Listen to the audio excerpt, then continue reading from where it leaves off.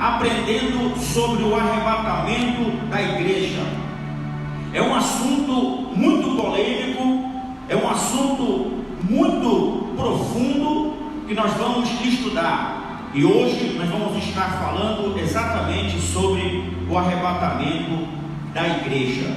Se você tem aí na sua casa, perto de você, a sua Bíblia, abra a sua Bíblia na carta do apóstolo Paulo, a 1 Tessalonicenses, no capítulo de número 4, e nós vamos estudar a partir do versículo de número 13 até o versículo de número 18.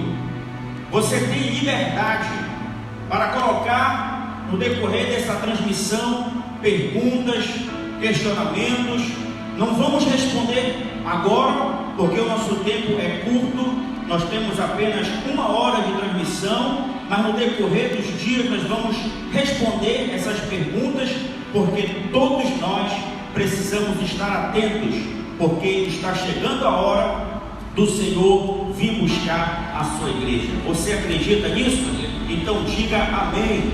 Diga para Ele que você está ansioso pela sua volta, porque esse é o desejo do coração da igreja de Deus.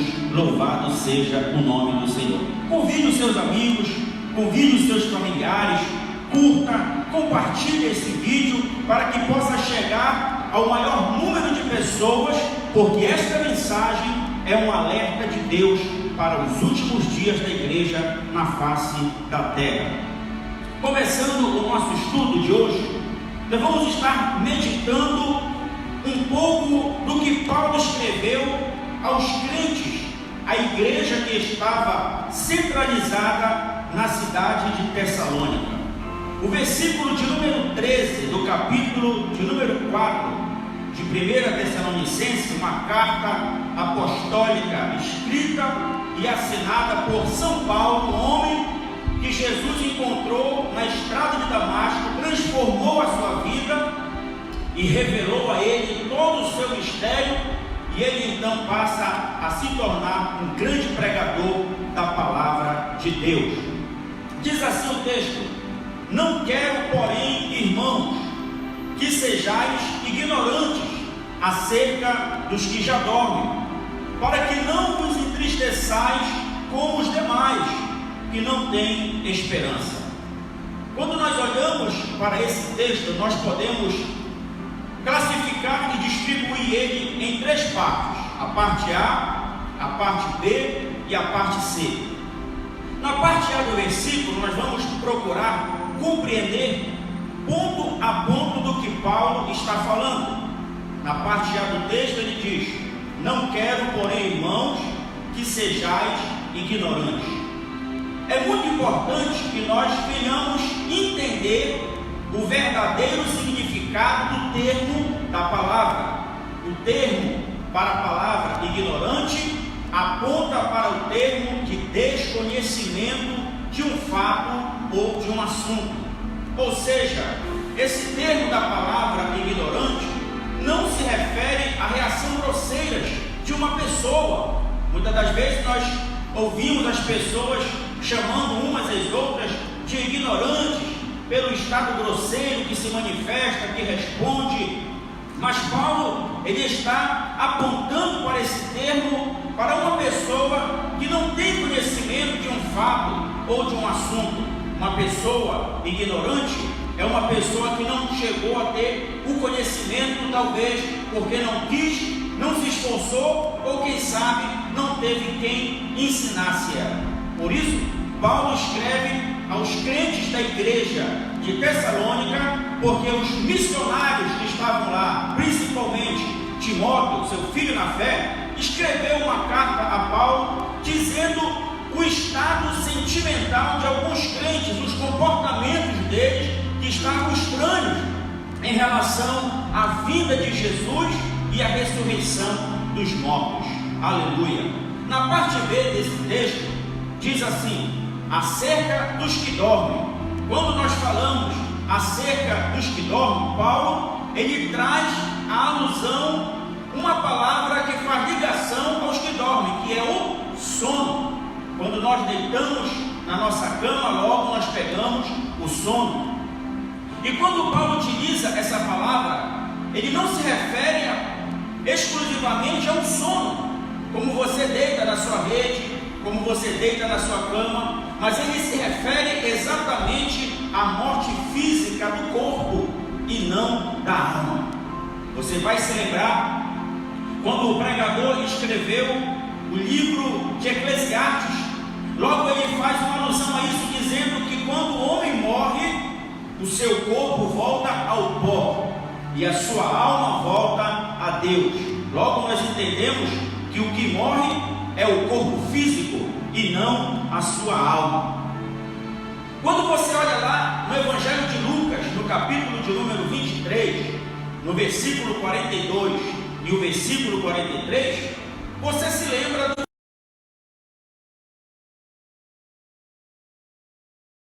dos dois lados estavam dois ladrões condenados à morte.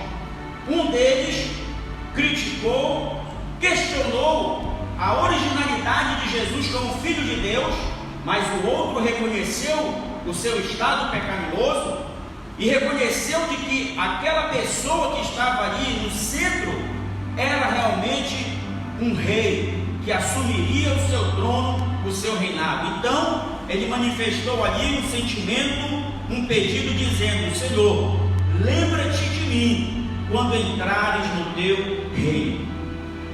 Olha a resposta que Jesus deu para aquele homem, dizendo ele: ainda hoje estarás comigo no paraíso.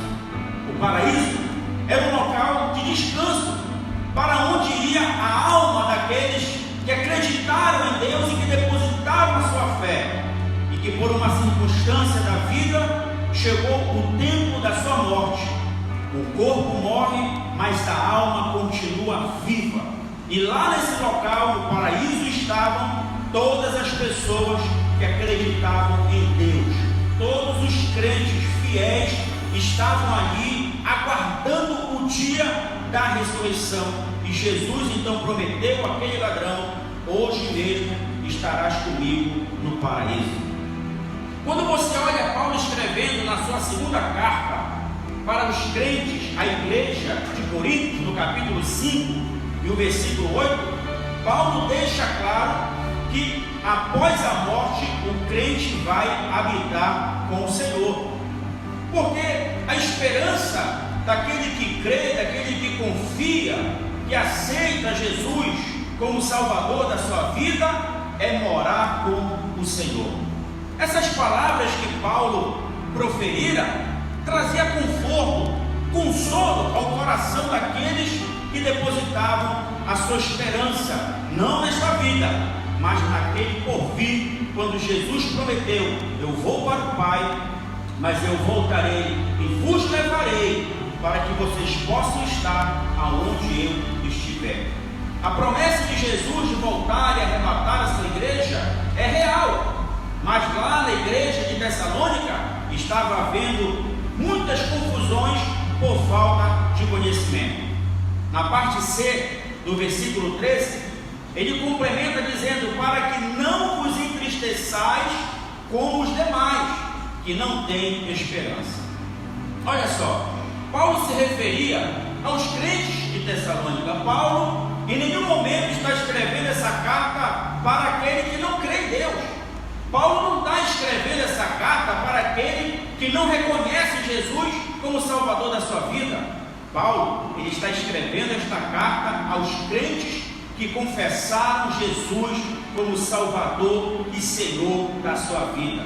E Paulo então começa a se referir aos crentes de Tessalônica, porque havia alguns problemas circulando no meio da igreja, e um deles era que os crentes que haviam perdido seus entes queridos, eles não queriam abandonar o luto.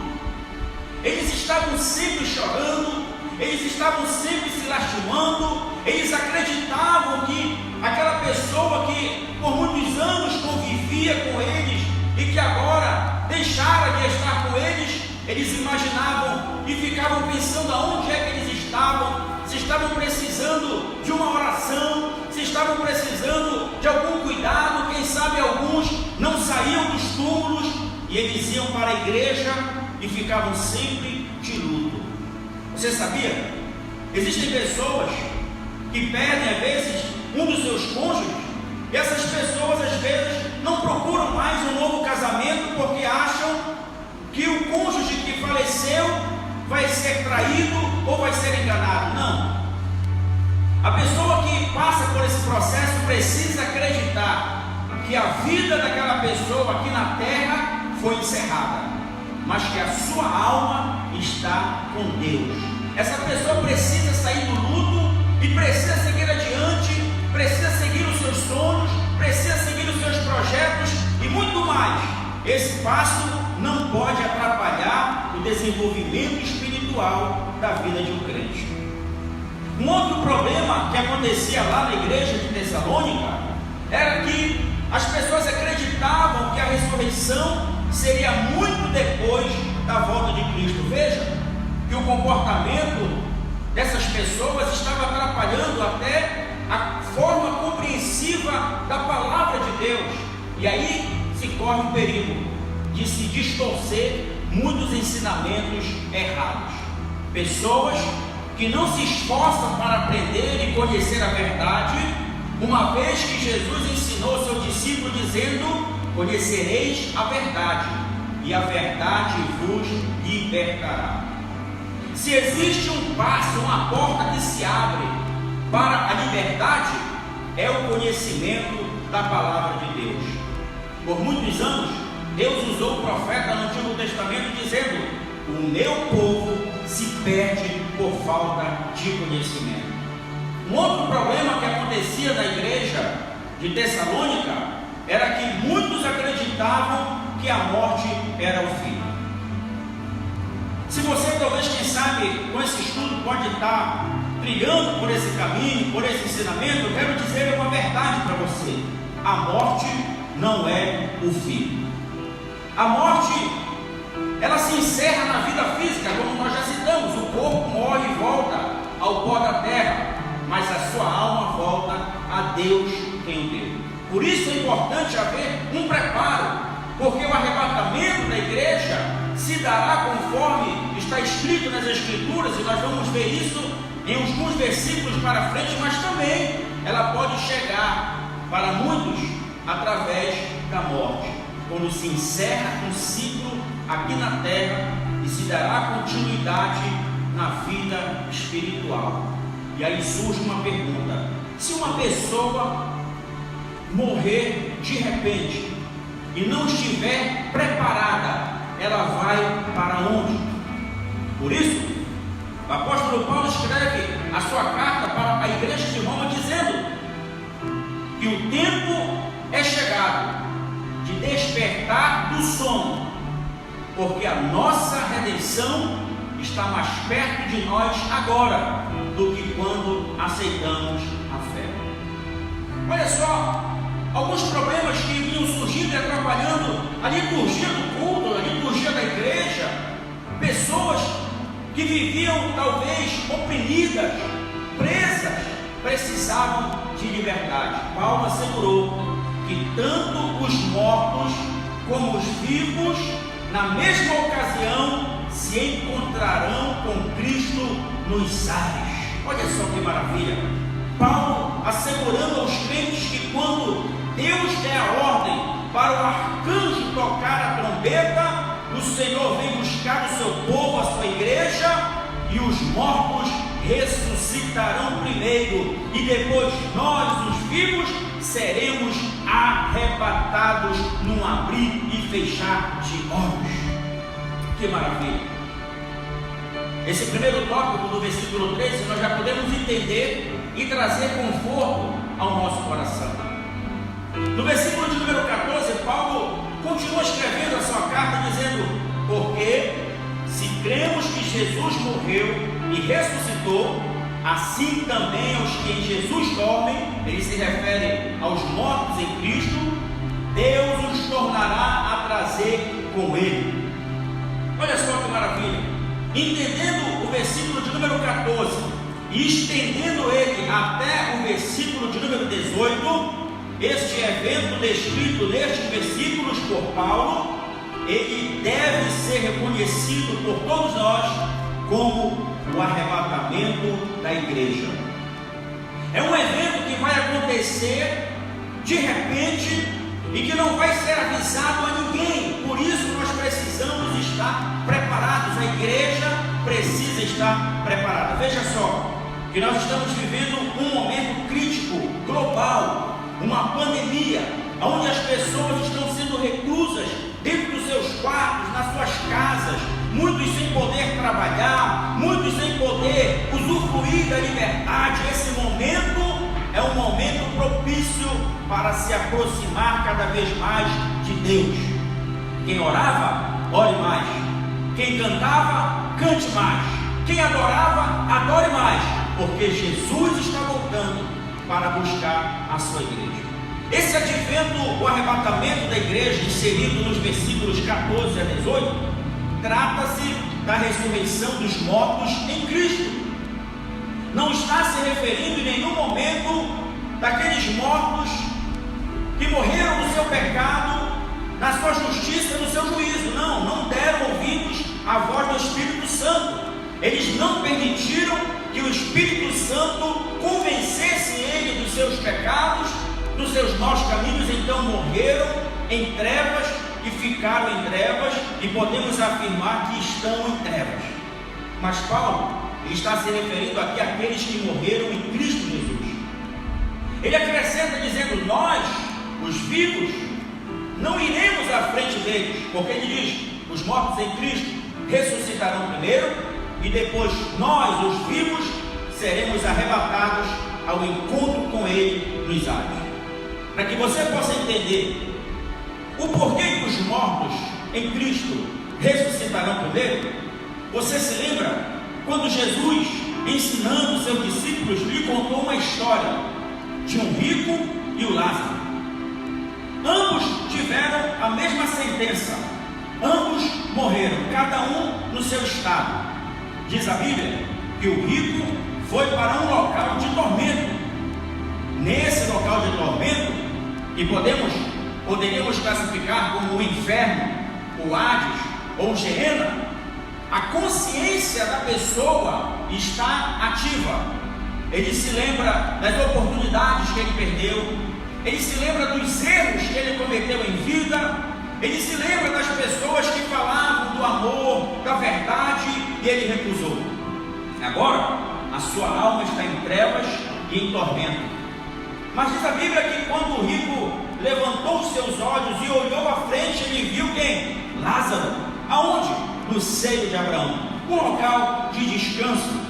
E ele reconheceu, veja, a prova de que quem vai para o inferno, quem vai para um local de tormento, terá a sua memória ativa, a sua consciência vai estar ativa. Ele levantou os olhos e viu Lázaro no seio de Abraão. Ele reconhece Abraão. Veja só, todas as vezes que os textos sagrados mencionarem nomes de pessoas, a história foi verídica. Não foi parábolas, não foi metáforas. Ele começa a conversar com Abraão, pedindo, suplicando que Abraão permitisse que Lázaro molhasse apenas o dedo na água e lhe refrescasse a língua, porque o local em que ele estava era de tormento. E ele ainda pede que pudesse ir lá ajudar os seus familiares, e Abraão então diz: quem está aqui não pode passar para lá. Ele ainda questiona, dizendo: mas quem sabe se alguém dos mortos ir lá avisá-lo? E Abraão disse: se eles não acreditam nos vivos, dirá os mortos. Então veja, depois da morte segue-se o juízo. Diz o hino: não se preparou quando era preciso. O máximo que as pessoas vão poder fazer é acompanhar até a sepultura o corpo, mas a alma seguirá o seu destino, ou o céu ou o inferno.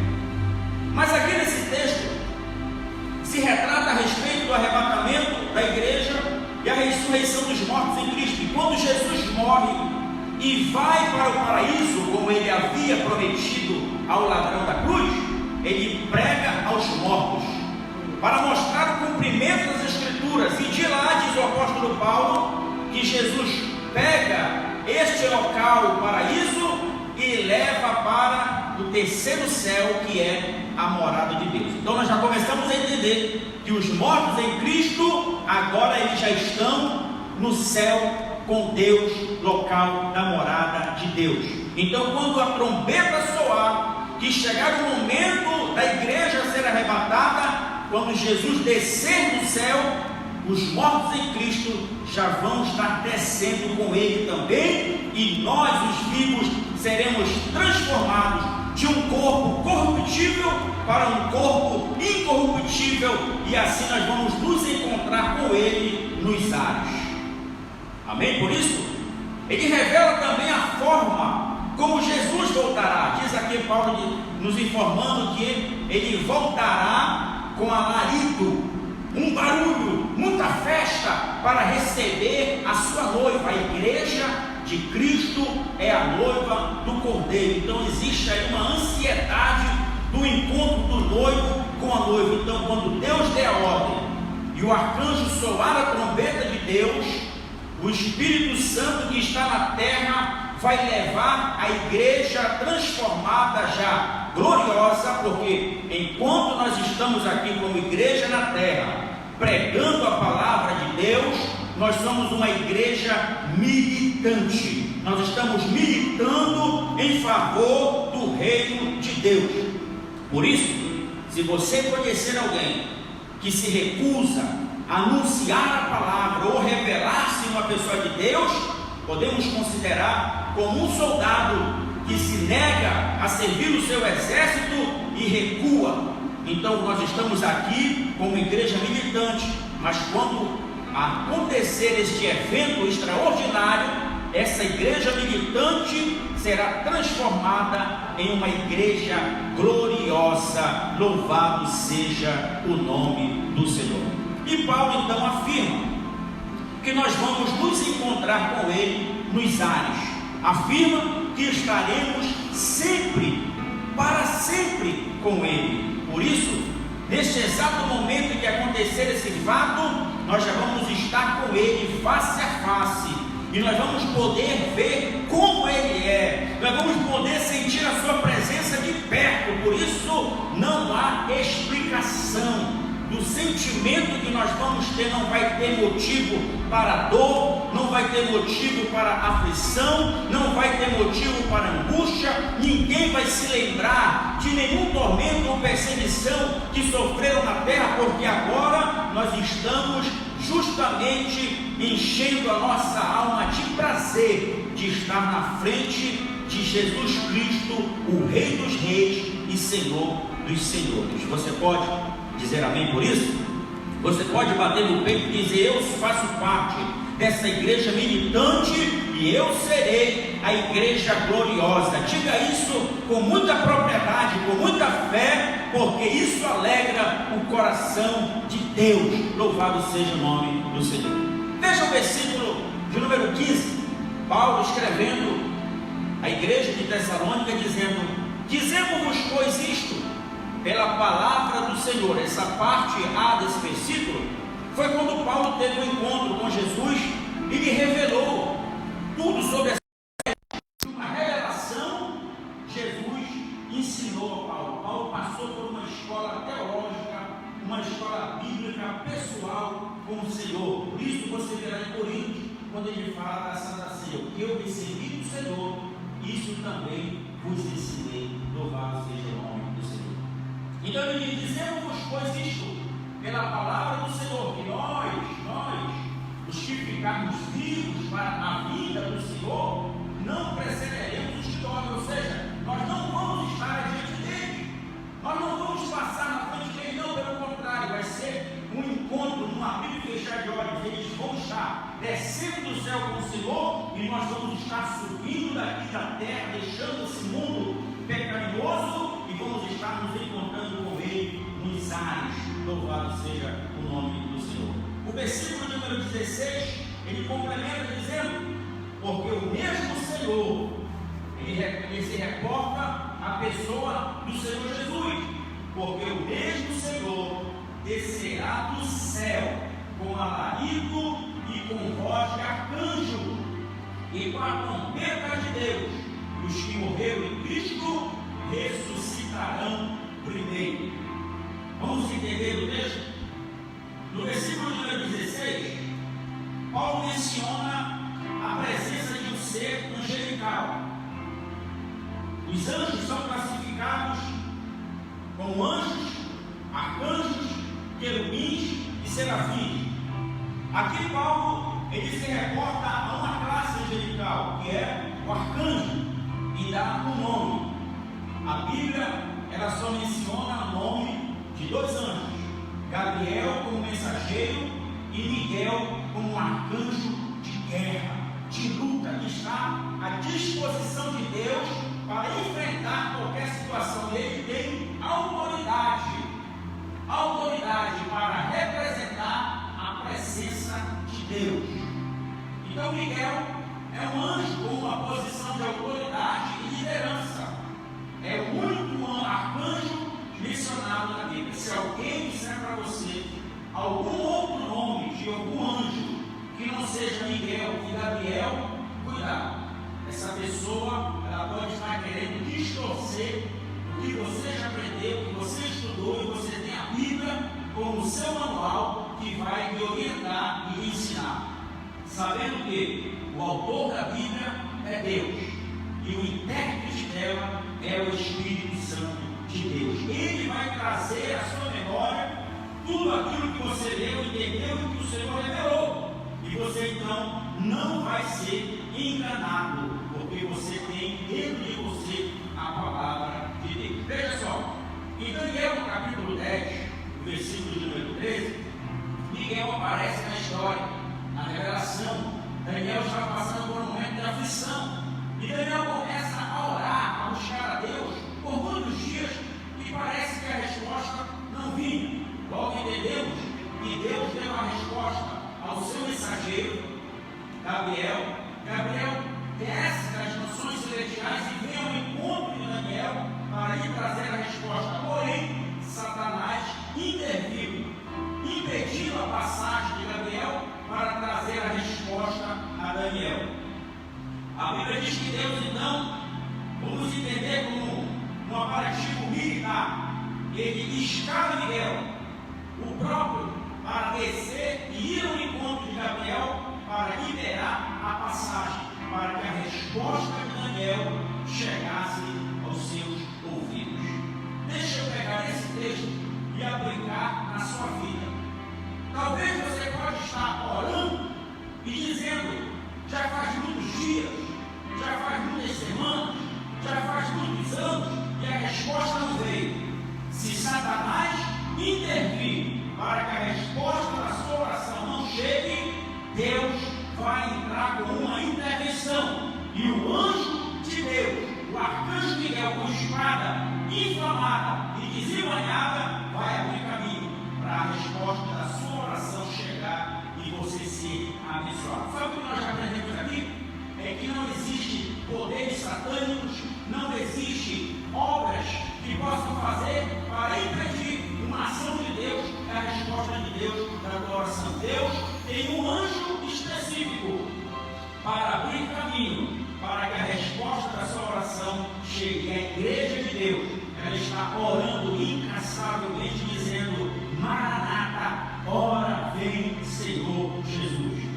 Lá em Judas, no versículo de número 9, você sabe que Judas ele só possui um único capítulo. Então no versículo de número 9, Miguel aparece novamente sendo mencionado por esse escritor, e Miguel aparece pelejando contra Satanás por causa do corpo de Moisés. Olha só, a função de Satanás, a função do diabo é acusar as pessoas.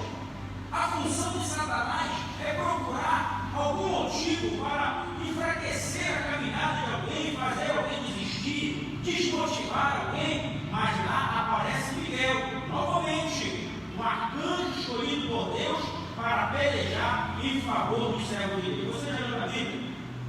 Quando diz que Deus acampa os seus anjos ao redor daqueles que o temem, olha só, você não está sozinho. Tem um anjo perto de você. Você está dormindo? Tem um anjo dentro da tua casa.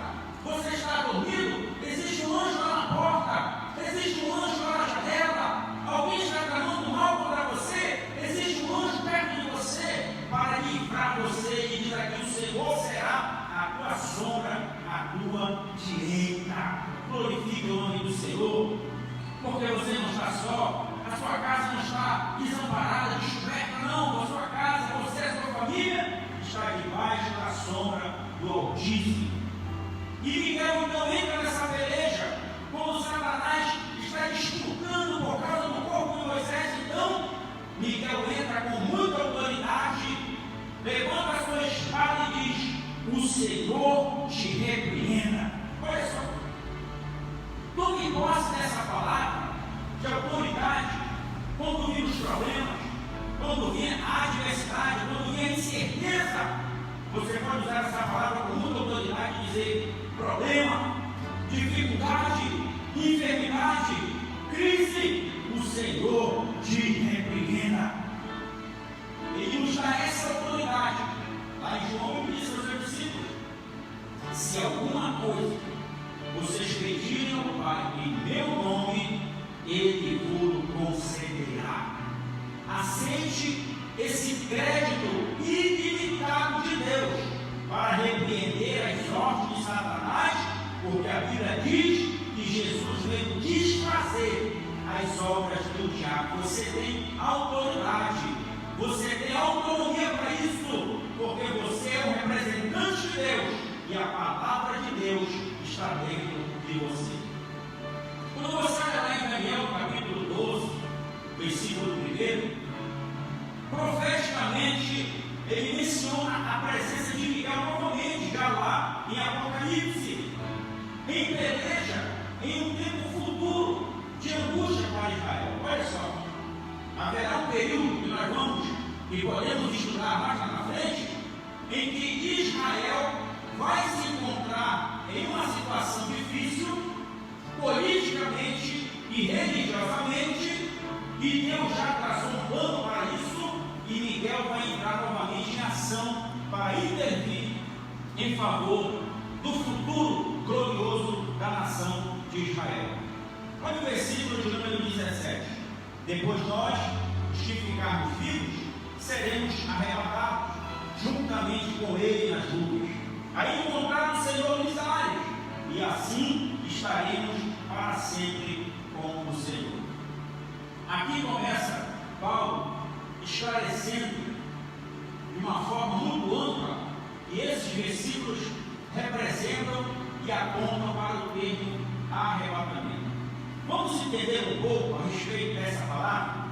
A palavra arrebatamento em latim, ela nos diz que é rápidos, em grego, arrebatar. Vamos lá novamente. A palavra arrebatamento em latim é rápidos e em grego arrebatar. Refere-se à ocasião em que a igreja será arrebatada da face da terra e levada aos ares ao encontro com o Senhor. Sabe o que isso representa? Que a igreja, nós, os crentes vivos, seremos raptados com força e veemência, num abrir e fechar de olhos.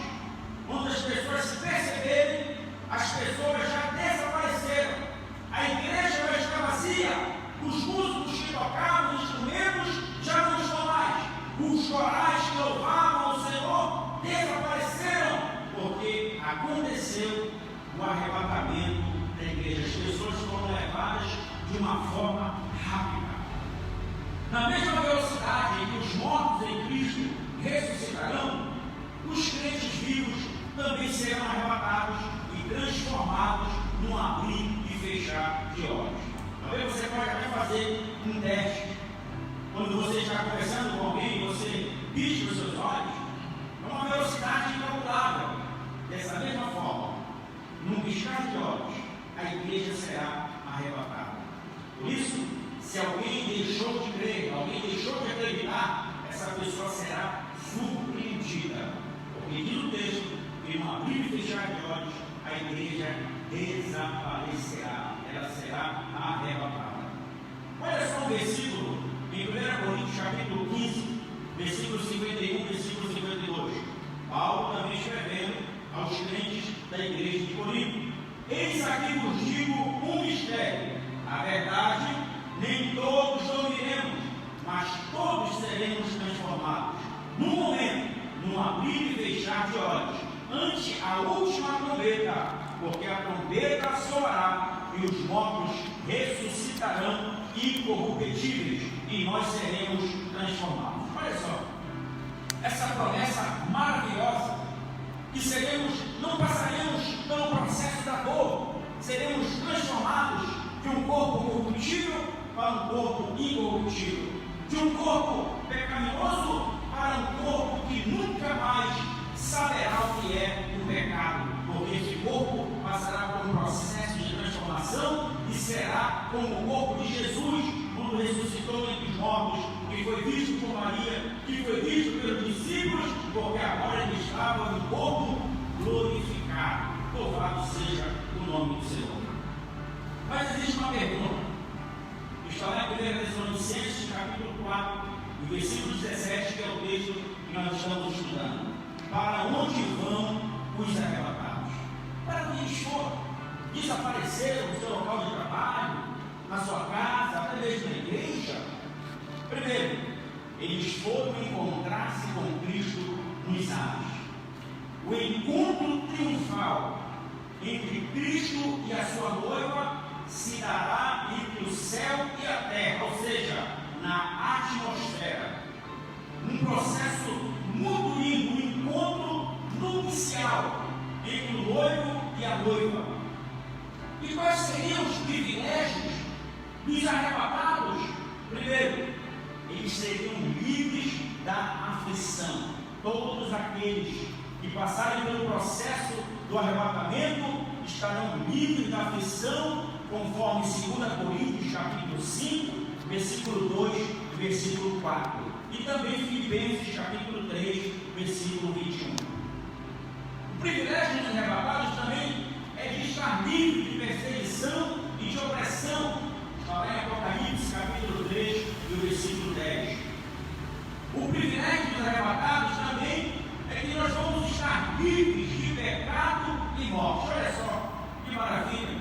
Quando você passar pelo processo do arrebatamento da igreja, você estará livre do pecado, você estará livre da morte.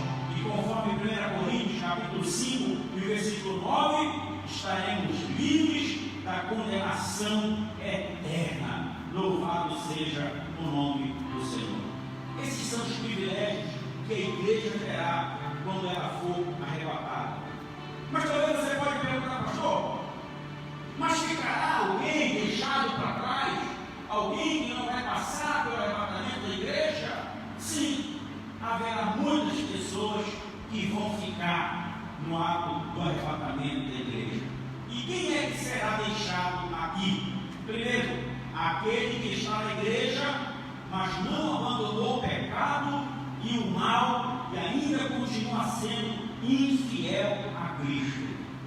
Aí você pode até perguntar agora, mas pastor, será que existem pessoas que estão dentro de uma igreja, dentro de uma instituição religiosa, vivendo nesse estado? Sim, porque lá no período em que Paulo escreveu a sua carta, a igreja de Corinto, a igreja de Tessalônica, a igreja de Colossos, havia muitas pessoas que estavam vivendo de aparência dentro da igreja, conhecedores da Bíblia, pessoas que oravam, pessoas que profetizavam, pessoas que tinham dons espirituais, mas não abandonaram a sua vida de pecado. Quando você olha lá em Mateus, no capítulo 25, versículo 1, você vê a parábola das 10 virgens, 5 prudentes e 5 loucas. As 5 prudentes, elas estavam ansiosas pela chegada do noivo, elas se preparavam em encher as suas vasilhas com óleo, porque elas sabiam que a qualquer hora, a qualquer momento, o noivo ia chegar. Mas as loucas, não, o noivo não vai chegar agora. Não se preocupe com isso, quando chegar o momento, nós vamos estar lá, nós vamos entrar, nós vamos participar. Não, quem tiver esse pensamento está enganado. E quando o mensageiro passou gritando que o noivo estava chegando, as 5 prudentes já estavam preparadas com as suas vasilhas cheias de azeite. Esse azeite, ele pode simbolizar a unção do Espírito Santo de Deus na sua vida. Mas as loucas estavam dormindo. Olha só, o sono da indolência não era o sono da morte. O sono da indolência. O sono da indolência é de alguém que está altamente despreocupada com o que vai acontecer, com o que pode acontecer, vive do jeito que dá, mas quando for surpreendida com a chegada do noivo, aí você vai ver lá em Mateus 25 a parábola das 10 virgens. As 5 prudentes entraram para o encontro com o noivo, mas as 5 loucas ficaram lá fora, na escuridão, sem nem um pouquinho de óleo, para sequer acender as suas lamparinas. E quando bateram na porta, pedindo para que o noivo abrisse a porta, a resposta do noivo foi de condenação, dizendo: não conheço nenhuma de vocês. Olha só, que tristeza para alguém que teve a oportunidade de estar na igreja, servindo e adorando a Deus, com a oportunidade que aquela mulher samaritana teve de adorar a Deus em espírito e em verdade, mas perderam porque caíram no sono da indolência, não se abasteceram com a unção do Espírito Santo, e quando a trombeta soou, em que o noivo chegou, eles não puderam ser arrebatados. Quando você olha também lá em Lucas, no capítulo 12, versículo 45, Jesus conta uma parábola do servo mau e negligente. O dono de uma propriedade colocou um dos seus servos para administrar os seus bens e cuidar dos outros servos, dos outros empregados. Ele, se achando na autoridade, começou a tratar mal os seus empregados, os seus companheiros, espancando uns, colocando para trabalhar forçadamente, enquanto ele estava se regalando delícias e os prazeres da vida, comendo e bebendo, porque ele achava que o seu Senhor não voltaria no tempo em que o Senhor havia prometido. Mas essa parábola diz que de uma forma inesperada, aquele Senhor voltou e viu os atos pecaminosos que aquele jovem estava fazendo. E assim foi castigado, foi destituído. E também muitas pessoas estão usufruindo dessa liberdade, achando que Jesus não vai mais voltar. Eles começam a viver o seu bel prazer, achando que Jesus não vai voltar em tempo, quando de repente, no soar da última trombeta, ele voltará para buscar a sua igreja e vai pegar muita gente despreparada e desprevenida. Mas vai ficar também os apóstolos da fé. Apocalipse capítulo 17, versículo 1, diz que aqueles que usufruíram da salvação, do batismo, usufruíram do corpo e do sangue, mas agora negaram a fé e voltaram a praticar as obras pecaminosas da vida. Esses terão o seu lugar reservado no lago de fogo com Satanás e seus anjos. Bom, até aqui nós chegamos aqui no encerramento do arrebatamento da igreja. Nós temos outros assuntos que é do seu interesse, e posteriormente, na próxima terça-feira, nós vamos estar dando sequência, que é a grande tribulação. Quem vai estar na grande tribulação e para quem é a grande tribulação? Eu quero orar por você nessa noite. Feche os seus olhos. Se você puder segurar a mão do seu esposo, da sua esposa, dos seus filhos, e ore para que essa noite Deus possa lhe guardar a sua casa e a sua família. Se a trombeta soar nessa noite, que nós possamos subir e nos encontrar nos ares com o Senhor. Deus é eterno e soberano. Muito obrigado, Senhor, por essa noite. Que passamos aqui, Senhor, ministrando a tua palavra. Deus, enchendo o nosso coração de alegria e de prazer, porque a nossa esperança é de sermos arrebatados e poder morar para sempre contigo e poder estar com a nossa casa, com a nossa família protegida. Pai querido e eterno, guarda essa casa, guarda esta família em nome de Jesus. Estenda as suas mãos e receba a bênção apostólica em nome do Senhor. A graça do Senhor Jesus Cristo, o amor de Deus, o nosso Pai, a consolação do Espírito Santo seja com você, com a sua casa, com a sua família. Diga amém, diga graças a Deus. Deus abençoe.